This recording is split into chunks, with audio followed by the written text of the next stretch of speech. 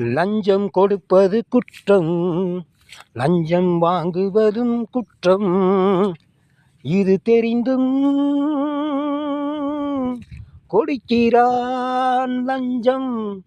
இதை தடுக்க என்ன வழி? லஞ்சம் கொடுப்பதும் குற்றம், வாங்குவதும் குற்றம். இது தெரியாமல் நடக்கிறான். இது தெரிந்தே சில பேர் நடக்கின்றன.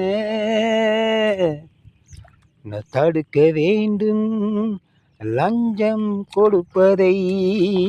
கொடுப்பவனை பிடித்து உள்ளே போட்டால் கொடுப்பவன் கொடுக்க மாட்டான்.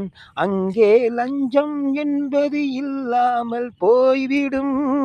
இது தெரியாமல் இருக்கிறார்களே.